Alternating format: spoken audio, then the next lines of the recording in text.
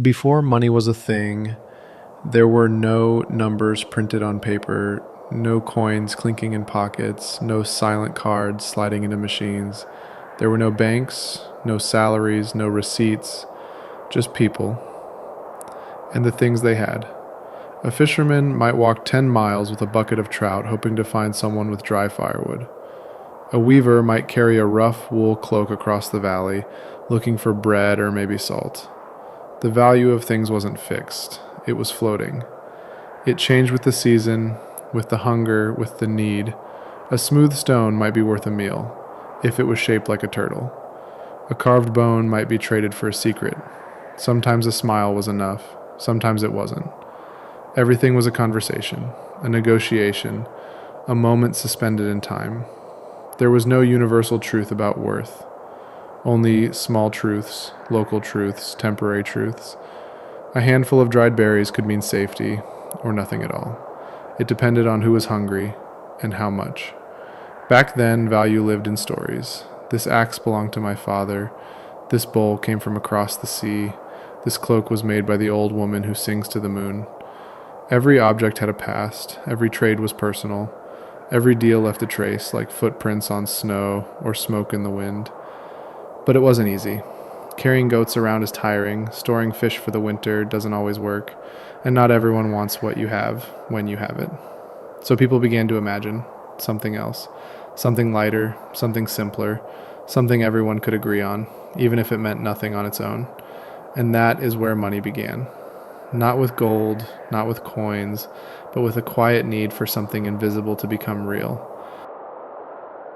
Money did not begin with gold or silver, or even coins shaped into neat little circles. It began with something far more fragile, far more powerful, and far more difficult to explain. It began with belief. Not faith in gods or kings or stars, though those things certainly helped, but belief in a shared illusion, a quiet agreement between people who needed to trade what they had for what they didn't, but were tired of doing it with objects too heavy to carry, too strange to store, or too perishable to trust. There came a moment, slowly and in many places, when someone looked at a seashell, or a strip of leather, or a lump of metal, and said, This could work. Not because it was useful in itself, not because it could be eaten or worn or built into something better, but because it was rare, because it was hard to fake, because it was easy to count, and because, just maybe, someone else might want it too. This is how value was born, not from utility, but from imagination, from the subtle art of pretending together, from the long, slow invention of trust in something that doesn't actually matter unless everyone agrees that it does. A cow could feed a family for a season. A bronze blade could defend a village, but neither could be divided easily, or moved quickly, or handed over without hesitation. So people created something strange and small, something symbolic, something that stood in for the real thing, a placeholder for value, a memory of labor, a whisper of a promise. They called it many things: beads, tokens, shells, stones, later coins and bills and numbers on screens, but all of it always was built on the same silent foundation: belief. Belief that a round disc with a symbol stamped on it could be traded for food. Belief that a slip of paper could stand in for a sack of grain, a bolt of cloth, a day's work under the sun. Belief that the thing we all hold in our hands, though it does nothing by itself, can move mountains, build cities, and bend lives. This belief was not born in a single moment, nor crafted by a single mind. It crept in slowly, through generations of need and boredom and invention. It emerged wherever people grew tired of the old ways. Wherever barter became too awkward. Wherever someone said, let's make this easier, and others agreed, not with words, but with action. They began to carry little pieces of value in their pockets, in their pouches, in their palms. They began to count, to measure, to weigh. They began to assign numbers to things that had none before. A loaf of bread, a spool of thread, an hour of time. And once the numbers were there, it became hard to remember the world before them. Hard to see things as anything but priced.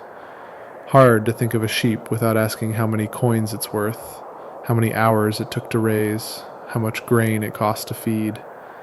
This shift, this quiet migration from usefulness to valuation changed everything. It was not loud. It did not break the sky, but it rewired the way people thought. It made them see the world through a filter of cost. Not just objects, but time and effort, and even each other. A neighbor was no longer just a neighbor. He became a buyer, a seller, a competitor. The act of giving was no longer simple.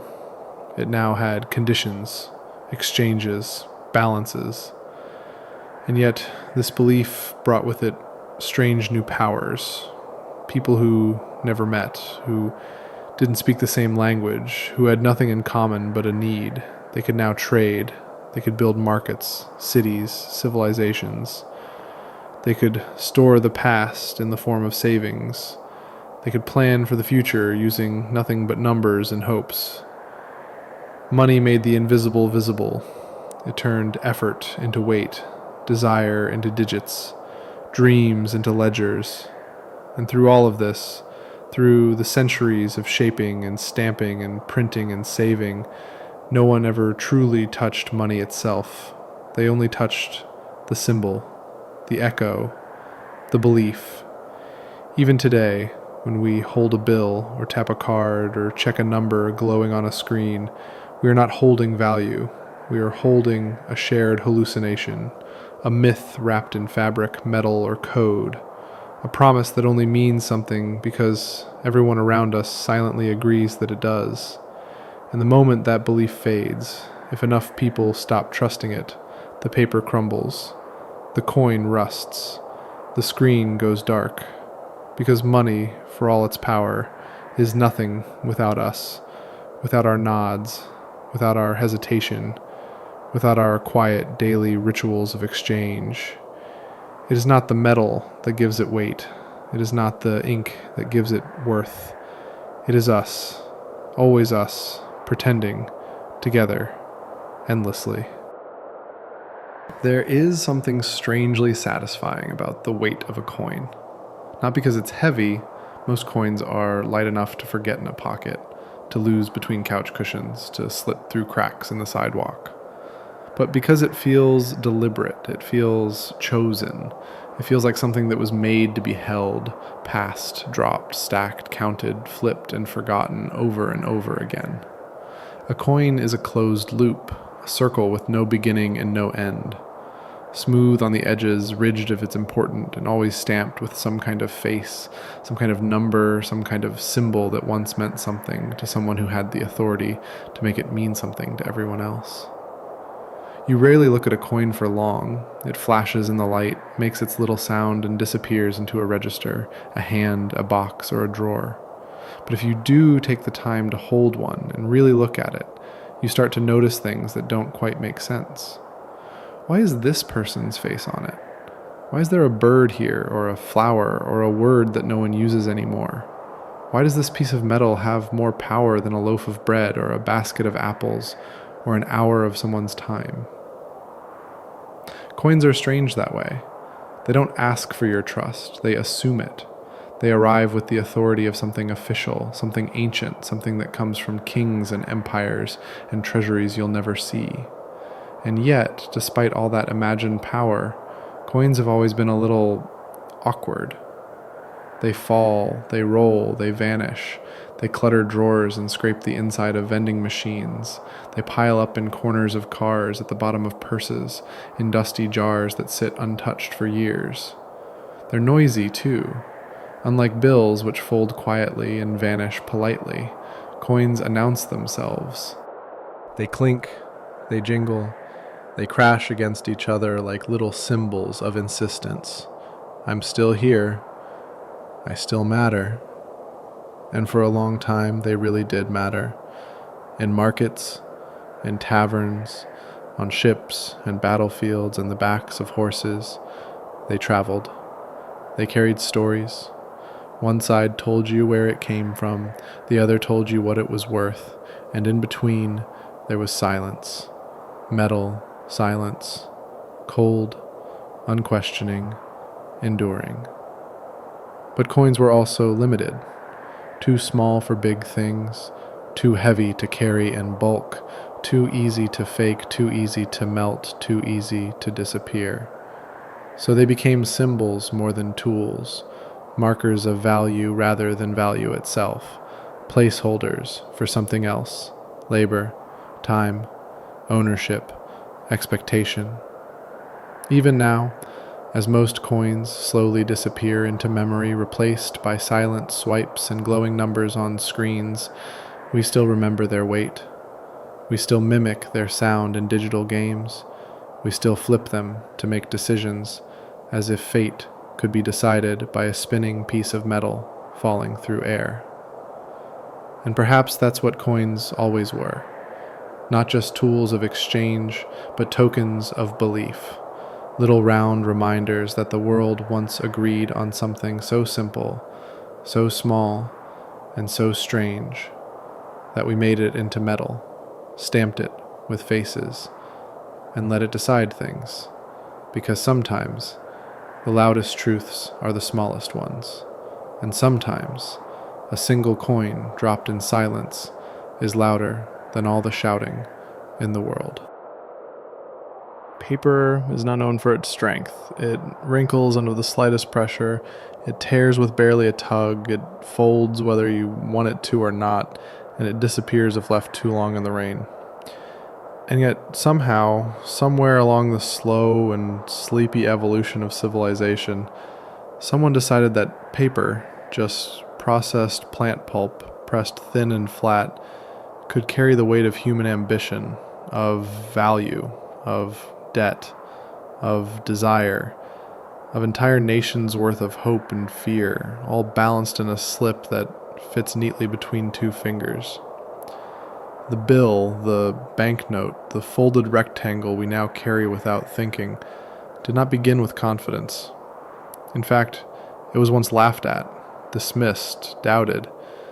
After all, how could something so light replace the solidity of gold, the unmistakable clang of coin?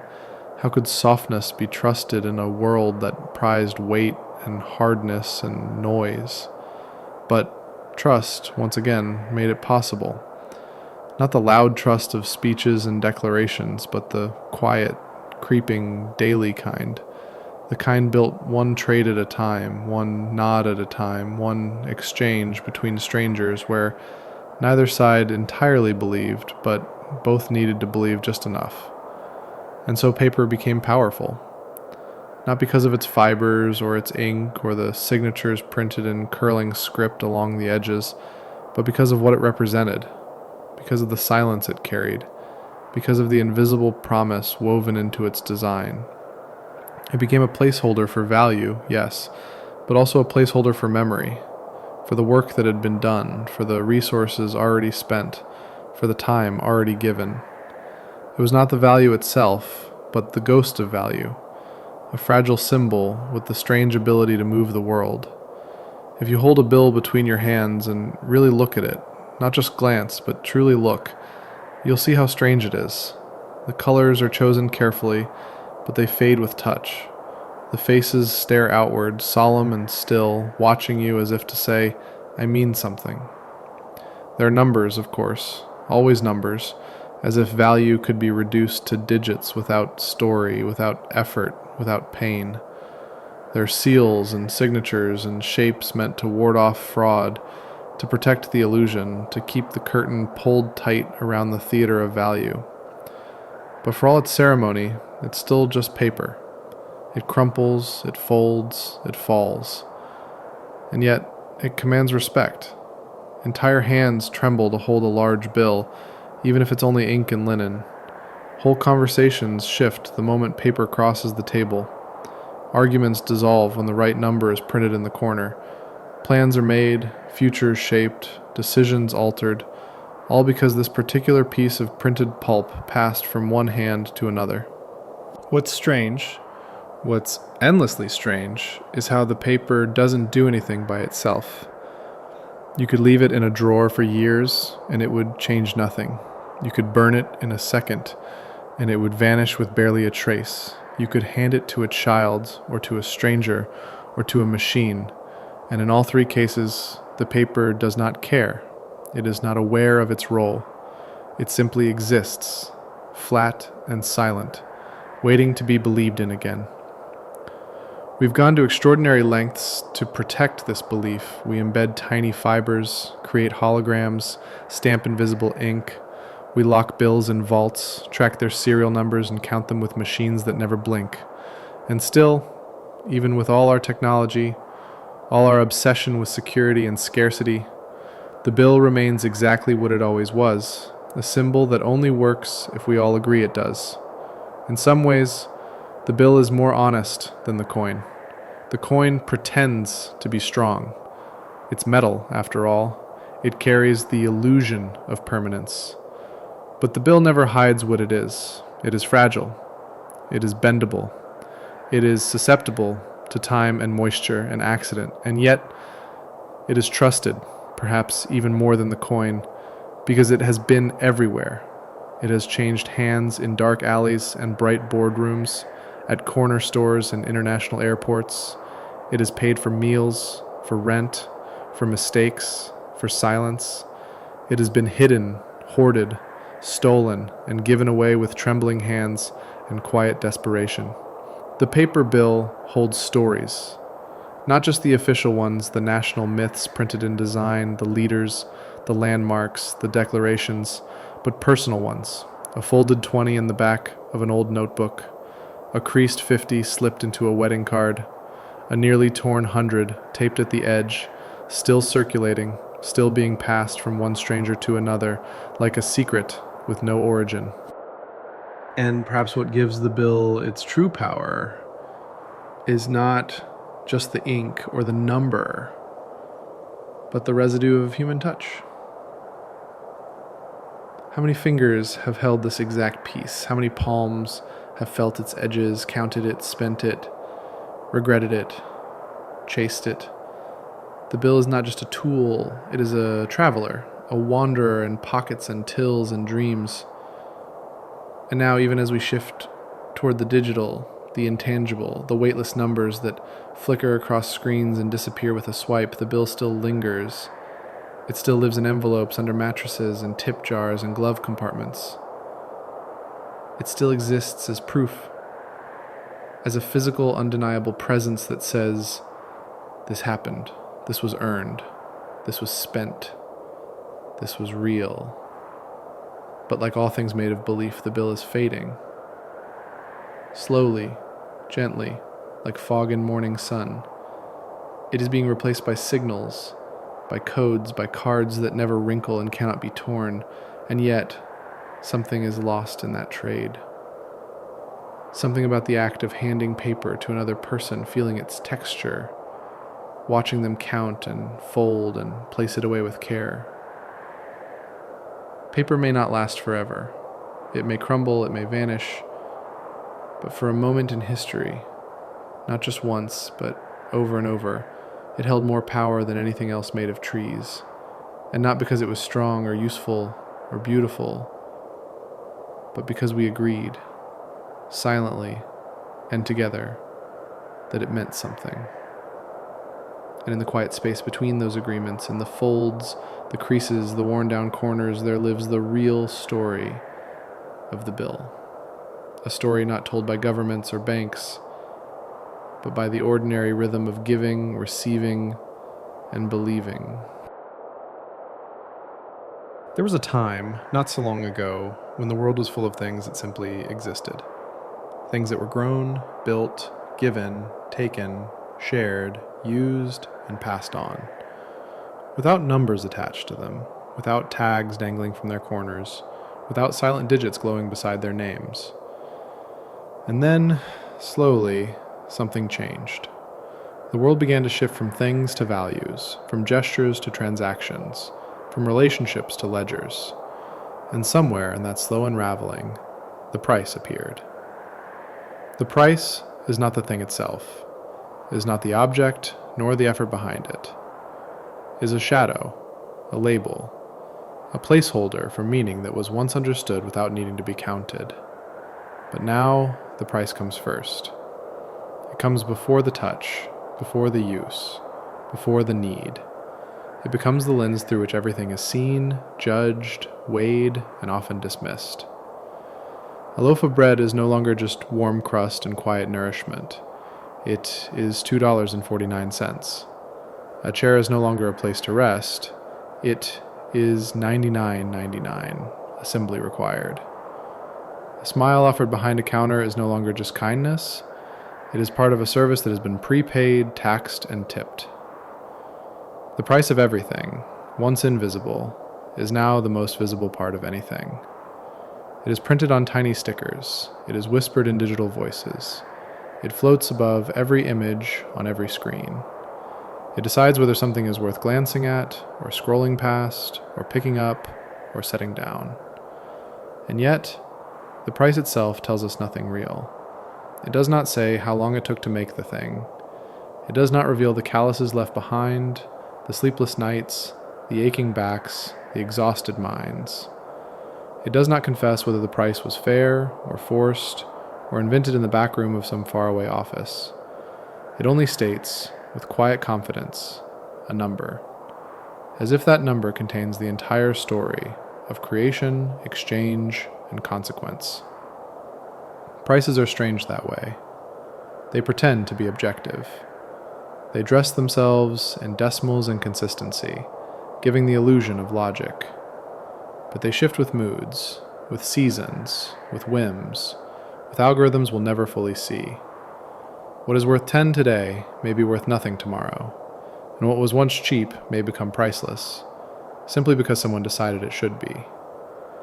We walk through stores where value clings to everything. Shirts folded and stacked with tags flapping like flags of approval, bottles arranged by rising digits, fruits weighed on scales that convert sweetness into cost, and above it all, the quiet hum of calculation, of mental math, of constant comparison. Even outside the store, the price follows. It's in the square footage of a home, the speed of a car, the number of minutes spent waiting in a line. We have priced time itself, split it into hourly rates, daily wages, subscription plans, and calendar slots. We have made it normal to ask, how much does your time cost? How much does your attention cost? How much does your silence cost? And in doing so, we've begun to forget what things feel like without a price. What it means to sit on a bench simply because it's there. What it means to hand someone a gift and not say how much it was. What it means to listen or speak or stay without calculating the loss or the gain. The price, like money itself, is a shared illusion. But unlike money, which at least pretends to be neutral, the price is a judgment, a silent assertion of worth, a declaration that this is what something or someone is allowed to be. And once a price is given, it is difficult to see past it. A book is no longer a story. It is $22.95. A meal is no longer a moment. It is $38.72 plus tax, plus tip, plus regret. A hug, if it could be bought, would probably come in a bundle deal. The strange part is that we've learned to accept it. Not just accept it, but expect it. We look for the tag before we feel the fabric. We scan the barcode before we read the ingredients. We ask how much before we ask why. We believe in some strange and quiet way that the price tells us everything we need to know. And that if the price is low, the thing is low. And if the price is high, the thing is high. But sometimes the price says nothing at all. Sometimes the most expensive thing is empty, hollow, rushed. And sometimes the cheapest thing is rich with care, with time, with unseen hands shaping it long before we arrived. In moments of reflection, rare, slow, unhurried, we might ask, what would the world look like without prices? What would it feel like to walk through a market and see nothing labeled? To touch things without calculation, to speak without checking the hourly rate, to give without needing a receipt? It is hard to imagine now. The price has become so entangled with the thing that separating them feels like tearing skin from bone. And yet, somewhere deep within us, there remains a quiet memory of a world before everything was named in numbers. In that memory, a meal is shared, not bought. A service is offered, not billed. A moment is lived, not monetized. And though we may never return to that world, we can still notice its absence. We can still feel the dissonance of seeing something beautiful, something handmade, something honest, and having our first question be, how much? Because even if we no longer barter goats for grain or fish for firewood, the truth remains. Not everything that can be priced has value, and not everything that has value can be priced. There is a strange silence in the act of handing money to another person. It is not quite the silence of reverence, nor the silence of embarrassment, though it sometimes resembles both. It is a kind of shared pause, an invisible moment that exists between the decision to pay and the completion of the exchange. A pause where value, trust, ritual, and habit all collide, and no one says a word. To give money away, willingly, intentionally, ceremoniously, is one of the most common and least examined human behaviors. It happens in every city, every village, every quiet roadside stand and glowing touchscreen.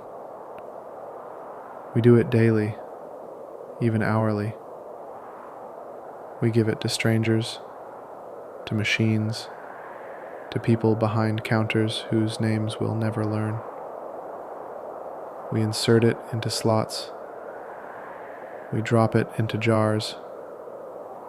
We click it away on screens. And each time we perform a tiny act of belief that what we are giving up is equal to what we are receiving. But money, like time, like breath, is never really given. It is relinquished. It is surrendered. It is pushed away from the self, sometimes with joy, sometimes with reluctance, sometimes with indifference so practiced it becomes invisible. And yet, beneath the practiced movements, card tap, wallet reach, coin slide, there remains a small flicker of something older, something ceremonial, something almost sacred. The first exchange, back when money was new, must have felt strange. To trade a metal disc for a loaf of bread must have required an unusual level of faith. There was no use in the disc itself, no warmth, no flavor, no shelter, but it carried a promise, and to give it away meant trusting that promise, that someone, somewhere, had decided this object was enough. We no longer think of payments this way. Now they are fast, invisible, automated. A beep, a buzz, a confirmation code. But the gesture remains. The act of separating from what you've earned, what you've kept, what you've carried close to your body, and passing it, momentarily and permanently, into someone else's hand, or system, or waiting drawer. There are, of course, layers to the gesture. Some payments feel transactional, stripped of any emotion.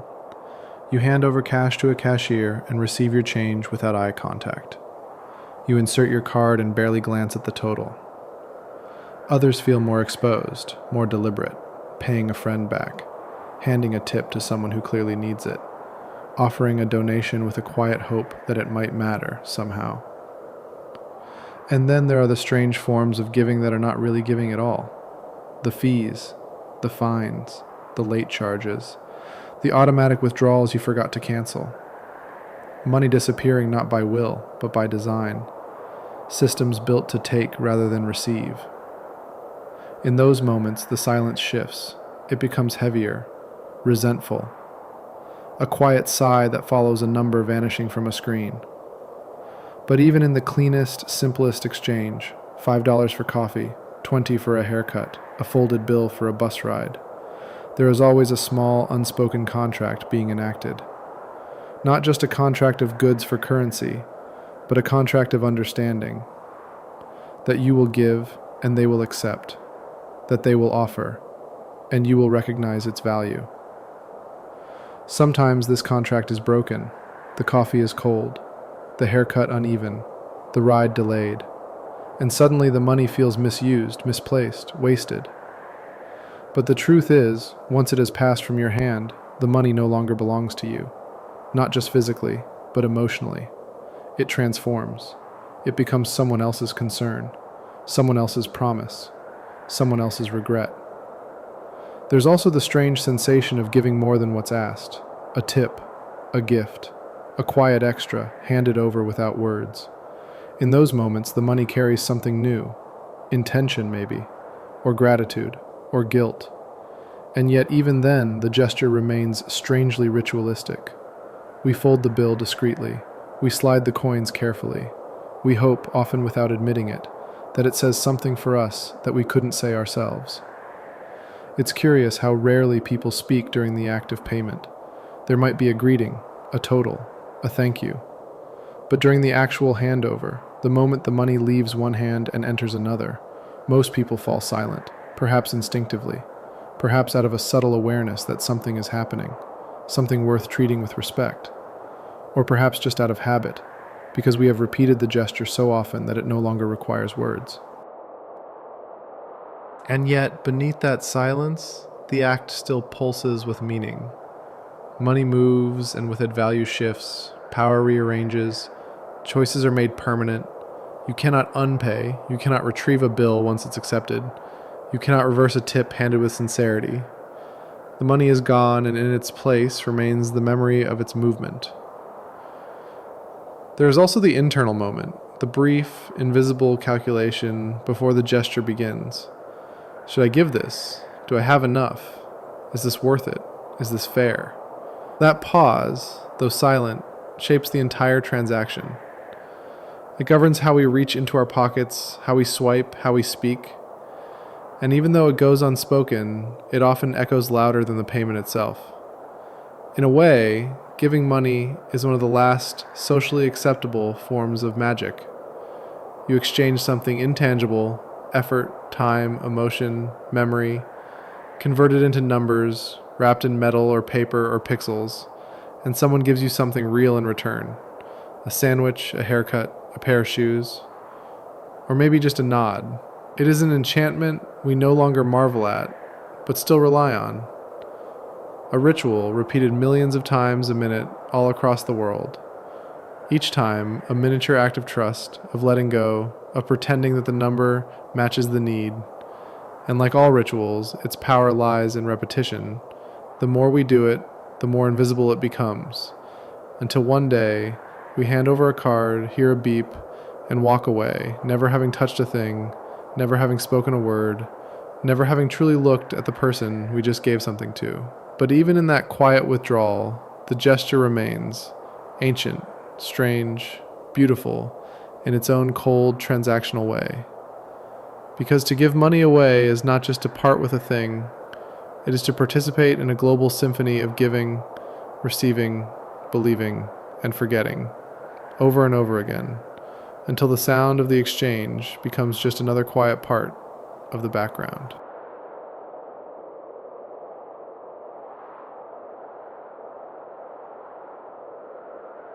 The wallet is a small thing, fits in the palm of a hand, disappears into a pocket, slips into a bag with barely a sound. It does not glow or hum or speak, and yet it carries more silent meaning than most objects we touch every day. To hold a wallet is to hold a quiet archive of decisions, of mistakes, of memories, of hopes, and most of all, of worry. It wasn't always called a wallet. Long before the word existed, people carried their valuables in pouches, in folds of cloth, in tied pieces of leather worn close to the body. They were not organized, they were not efficient, but they were personal. Everything worth protecting was kept close. Coins, tokens, amulets, scraps of written promises, and sometimes nothing more than a lucky stone or a dried flower. Over time, as money evolved, the wallet followed. It became slimmer, it folded, it gained compartments, sections, sleeves. It began to reflect not just what we carried, but how we carried it. Some wallets bulged, overstuffed with bills, receipts, expired coupons, business cards from people whose names had already been forgotten. Others remained spare, minimalist, intentionally bare, an illusion of control, of simplicity, of financial calm. But regardless of shape or style, the wallet always says something. It is a mirror, a map, a little museum of a person's daily life, and inside it, beneath the zipper or the flap or the polished clasp, lives a quiet kind of chaos, a chaos made of numbers and paper and the subtle weight of uncertainty.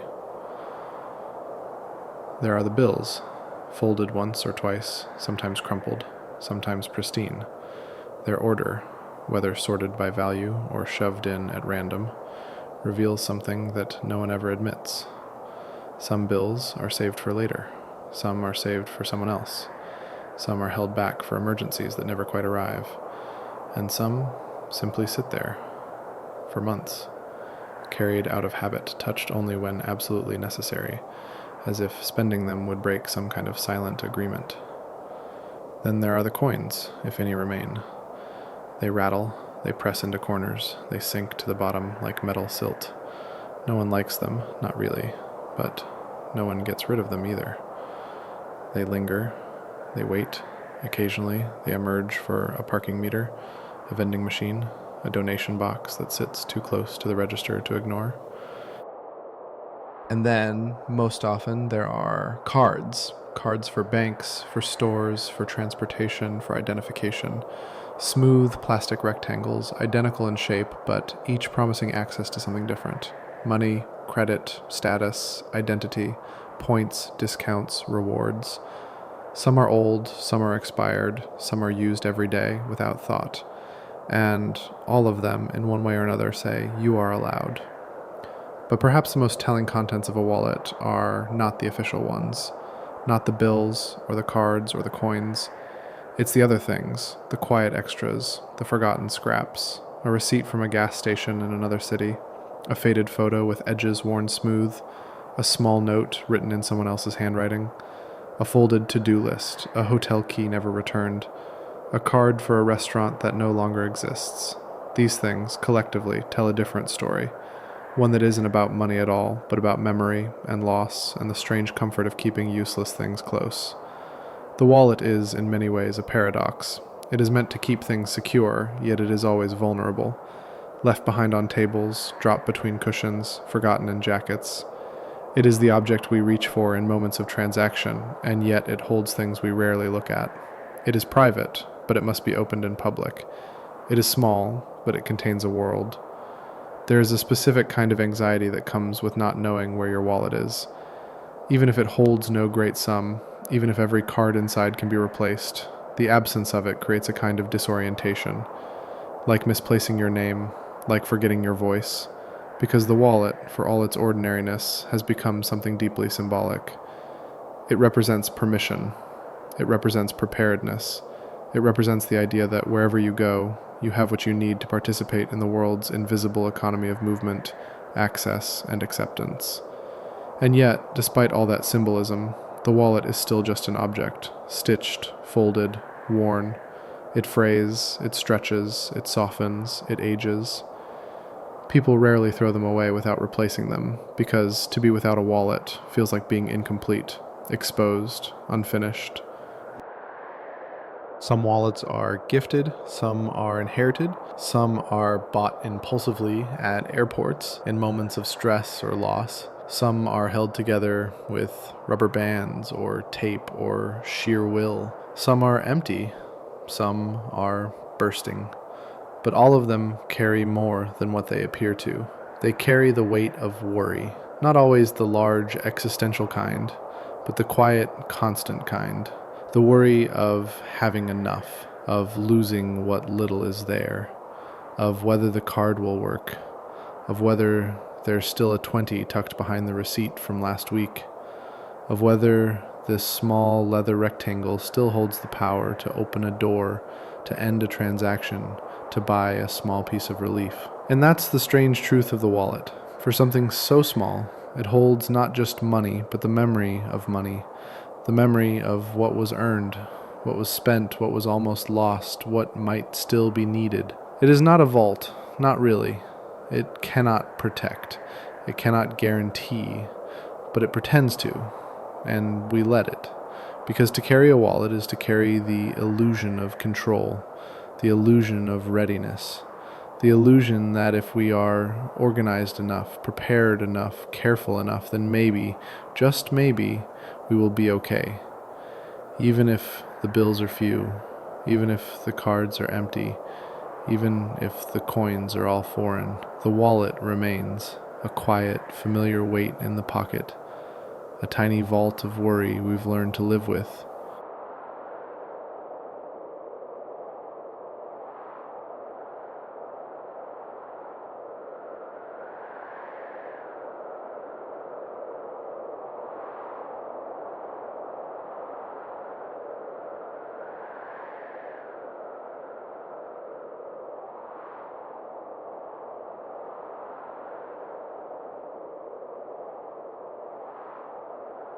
It stands quietly in the corner, built into the wall like a sealed window that doesn't open, doesn't breathe, doesn't blink.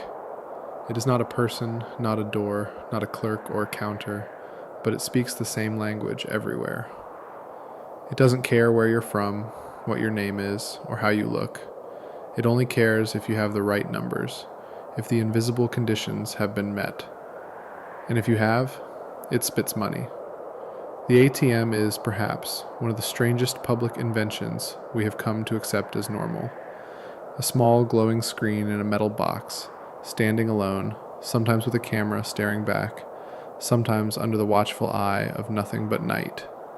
You walk up to it, slide in a card, press a few buttons, and if the code is right, and the account exists, and the machine has enough bills inside its quiet mechanical belly, it gives you money, just like that. It does not ask questions, it does not offer advice. It does not explain how the money got there, or whether it should be taken out, or if you'll need it tomorrow. It simply obeys, predictably, silently, efficiently. And we trust it, blindly, casually, without much thought, as if it were not strange at all to receive something so valuable from a machine that has no voice, no face, no soul. We do not think about what happens behind that screen. We do not wonder how the bills are counted, how they are stored, how the metal arms move just enough to grip and release the exact amount, how the sensors read each note, scan for tears, detect counterfeits.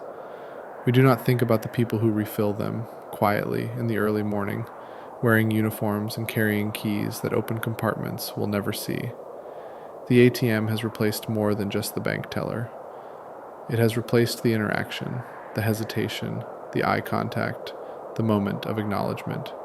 It has turned money into something that appears at the press of a button, something summoned, not earned, something claimed, not discussed. It has transformed what was once a conversation into a transaction between flesh and metal. And still, there is something sacred about the moment when the machine begins to work. That low hum, the clatter of moving parts, the soft mechanical shuffle as bills are counted out behind the panel. And then, at the very end, the slot opens, just slightly, and the money is there, neatly stacked, not too crisp, not too worn, bearing the unmistakable smell of paper that has passed through more hands than you will ever know. You take it, fold it, slide it into your wallet. And just like that, the machine returns to silence, waiting for the next person to come with a card, a number, a request. The ritual begins again. There is a strange tension in that moment, a flicker of vulnerability. The brief instant when you type your code and wait, when the screen pauses, when the wheels inside begin to turn, or don't. We have all felt it. That quiet fear that the machine will say no, that the account will be empty, that the connection will fail, that the balance will reveal a truth we were not prepared to see. And when it says yes, when the money emerges, we exhale. Not loudly, just slightly. A private sigh of relief, buried beneath routine, because somewhere in us, we still remember that this is not normal, that this is magic, pretending to be mundane. ATMs do not make money, of course. They only deliver what already exists. But the way they deliver it, the coldness, the efficiency, the impersonality, shapes the way we experience it. There is no emotion in the exchange, no weight in the giving. The bills do not come from a hand, they come from a slot. They are not handed over with a smile, or a nod, or a whispered, "Here you go." They are produced, mechanically, as if by a printer or a vending machine. The humanity has been removed, and with it, the hesitation. And perhaps that's what makes them so dangerous. Not because they give too much, or too little, or because they fail, but because they work too well. They make money feel easy. They make it feel like something that just comes, if you know the right numbers, if you press the right keys. They create the illusion that value can be summoned without effort, that wealth is just a matter of input and output, that the machine will always give, because it always has. But the machine does not know how hard you worked for what's in that account. It does not know the hours, the sacrifices, the bills unpaid, the plans delayed. It does not know the meaning behind the number on the screen. It does not care. It only knows whether or not it is allowed to give. And if it is, it does.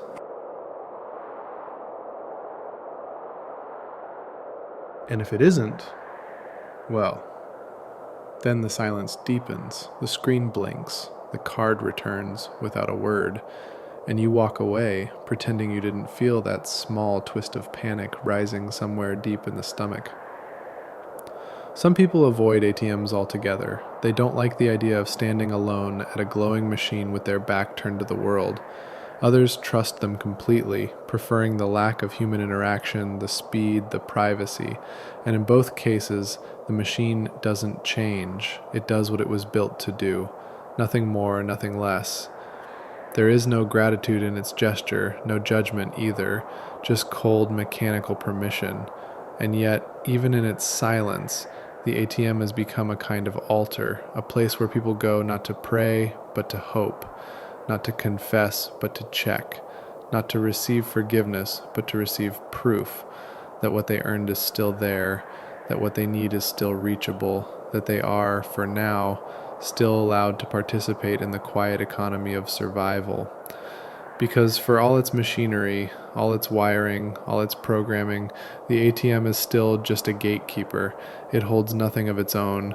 It only grants access to what you already possess, and even then, only in small amounts, carefully counted, slipped forward in paper form as if to remind you, this is all you get for now.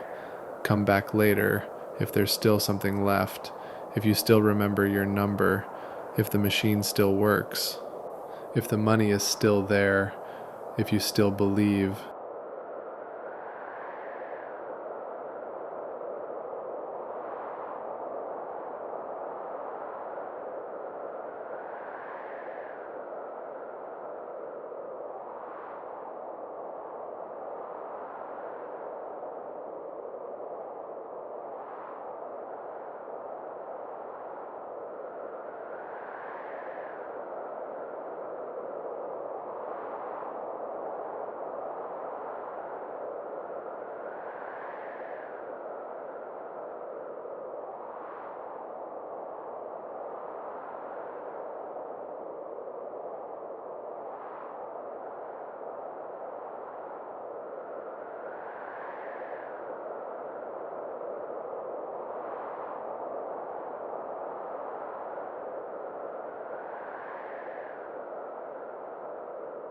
It doesn't look like much.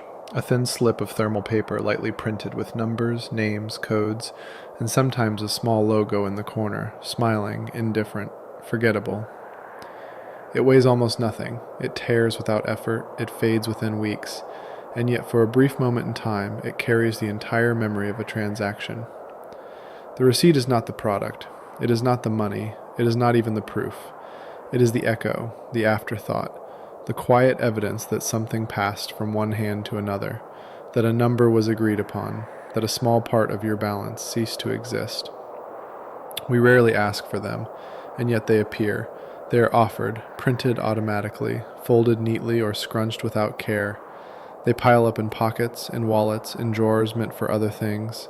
They hide in glove compartments, get crushed in shopping bags, settle quietly into the forgotten corners of handbags and desk trays.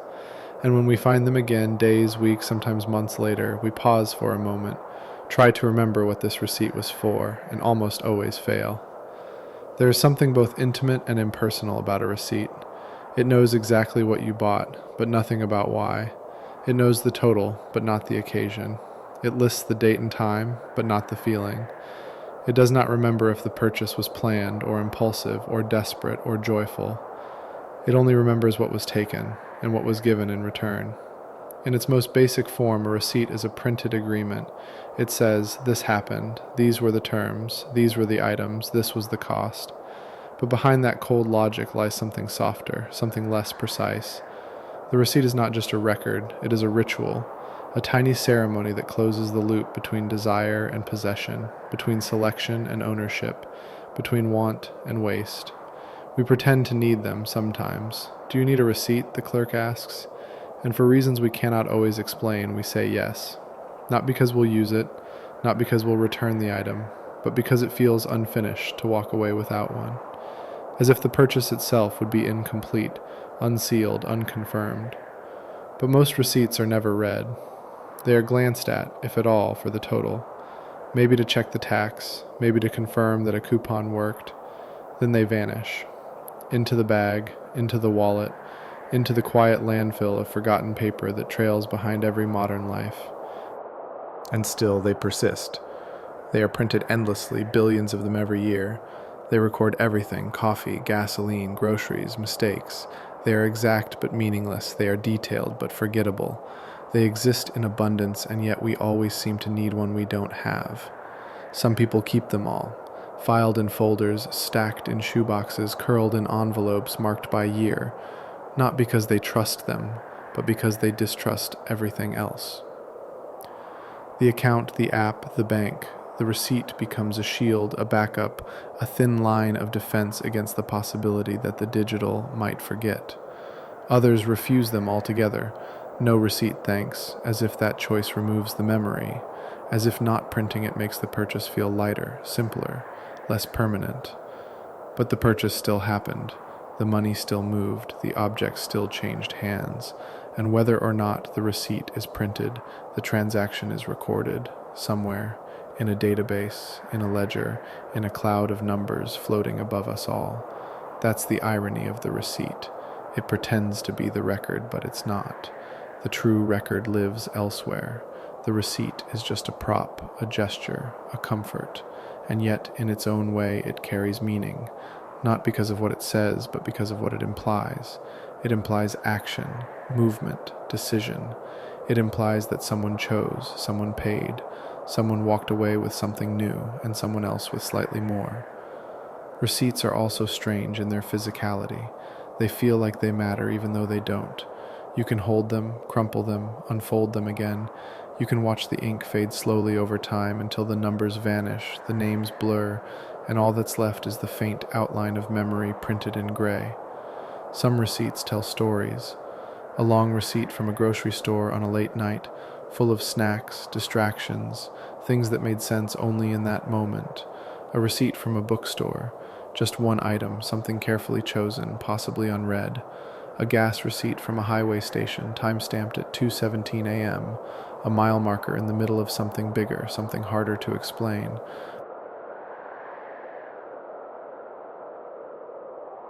And sometimes, a receipt becomes emotional. The last meal with someone, the first thing you bought for your home, a ring, a flight, a hospital bill.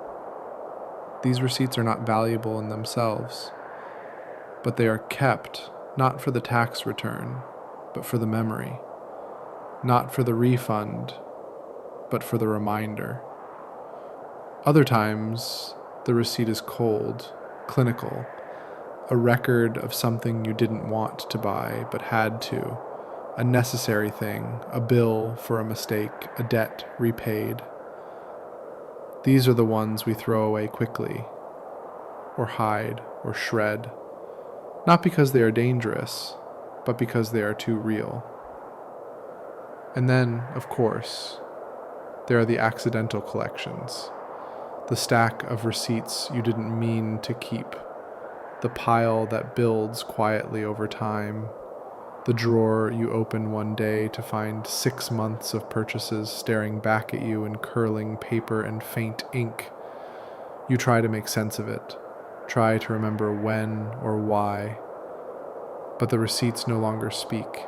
They are silent now, and they always were, because the receipt, at its core, is not there to be read. It is there to exist, to show that the thing happened, to provide a paper trail, even if no one will ever follow it. It is the ghost of a purchase, a thin, fading echo of an action already completed. It cannot undo the cost. It cannot return the moment. It cannot change the total.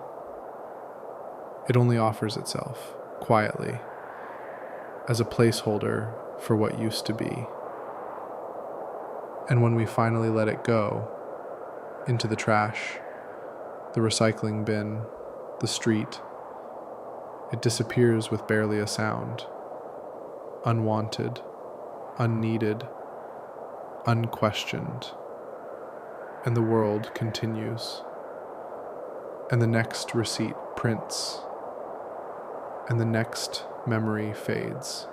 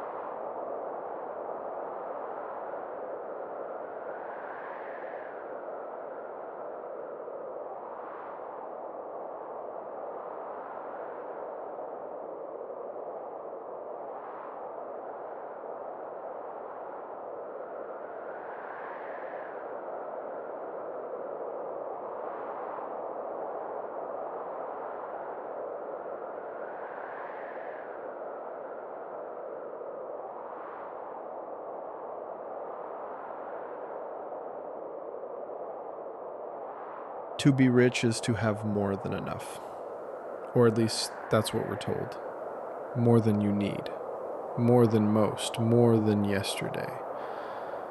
It sounds simple, like something anyone could recognize if they saw it, if they felt it, if they opened their hands and counted it. But the truth, once you look closely, once you sit with the idea and let it unfold slowly in your mind, is that wealth is far less clear, far less measurable, far less visible than we often imagine.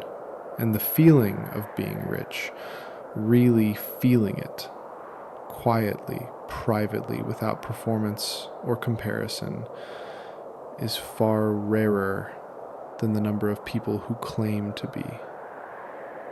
There are people who own towers, fleets, empires, people with accounts so large they have names you'll never pronounce and balances you'll never imagine. And yet many of them do not feel rich. They feel watched, pressured, afraid. Not afraid of hunger or rent or bills, but afraid of loss, of exposure, of irrelevance. Because when wealth becomes your identity, it also becomes your prison. And the fear of slipping, even slightly, is enough to stain every victory with a quiet kind of panic. Then there are those with modest means, people who never owned anything vast or grand, who feel in their bones completely full, who walk into their homes with calm, who pay their bills without dread, who buy gifts without guilt, who give without needing to be thanked, who do not count the days until payday, and do not flinch when the total is read. People who feel safe, not because they have too much, but because they know how little they truly need. Wealth, it turns out, is not always about having. Sometimes it is about not needing. Sometimes it is about silence, about not hearing the clock tick quite so loudly at night, about not waking with that particular tightness in the chest, about not choosing between the light bill and the groceries.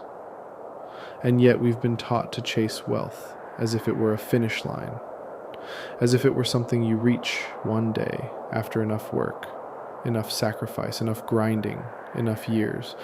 But the line keeps moving, always, because the more you have, the more you can compare, the more you can lose, the more you are expected to protect, perform, produce, and so the idea of enough begins to dissolve into a fog of what-ifs and maybes and just-in-cases. Richness, in many ways, is a feeling that resists logic. You can look at your account, your possessions, your investments, your security, and still feel poor, still feel vulnerable, still feel like a gust of wind or a single emergency could knock the whole fragile structure sideways. And at the same time, someone with almost nothing can feel untouchable, content, free.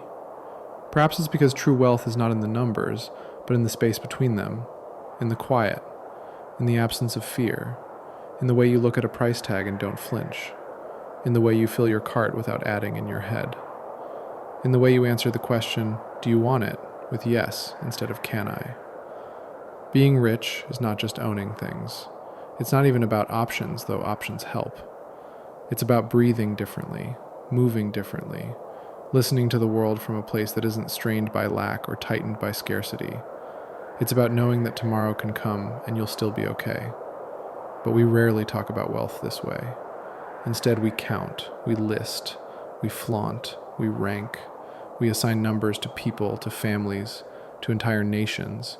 We invent brackets, we build pyramids, we celebrate accumulation. And in doing so, we forget that wealth, real wealth, is not something you show. It is something you feel when no one is looking. There is a loneliness to wealth sometimes, a kind of isolation that creeps in slowly as the gap between what you have and what others don't grows too wide to speak across. There is guilt, too, even if it hides beneath layers of performance, a sense that Maybe it wasn't earned, or maybe it was, but still feels unfair. Or maybe the game itself is broken, and you just happen to win a round. Some of the richest people you'll ever meet don't talk about money at all. They talk about time, about family, about sleep, about stillness, about days without meetings, about walks without purpose, about meals that aren't rushed, about mornings that don't start with dread. They talk about these things because these are the things wealth is supposed to buy, but rarely does. Others talk endlessly about money, about returns, about margins, about what they're building, chasing, protecting. And that too says something, because if you have to keep proving it, naming it, displaying it, it might not be wealth you're holding. It might just be fear, dressed in expensive language. To be rich, then, is not just to possess. It is to be unaffected by the hunger for more, to let go of the scoreboard, to detach from the endless tallying of wins and losses. It is to feel, quietly, gently, that you are held. Not because you cannot fall, but because you are far enough from the edge that even falling would not break you.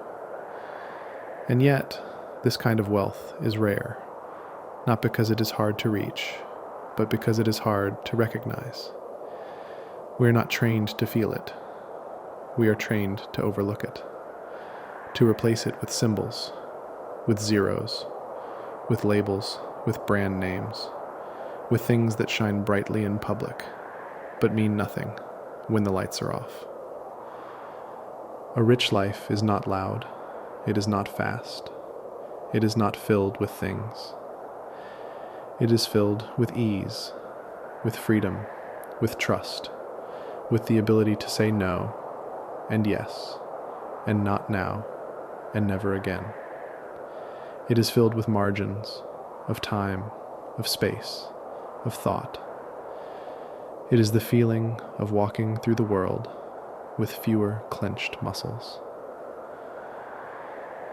But even those who feel rich today may not feel it tomorrow, because wealth is fluid, not just financially, but emotionally. It is tied to memory, to stability, to the stories we tell ourselves about what we deserve and what we fear and what we're still waiting for. One phone call, one diagnosis, one bill too large to ignore, and the illusion trembles. Still, in quiet moments, when nothing is wrong and nothing is pressing, and everything is simply enough, there is a soft kind of richness that appears. You notice it in the absence of urgency, in the stillness of your thoughts, in the peace that comes not from what you have, but from what you no longer chase.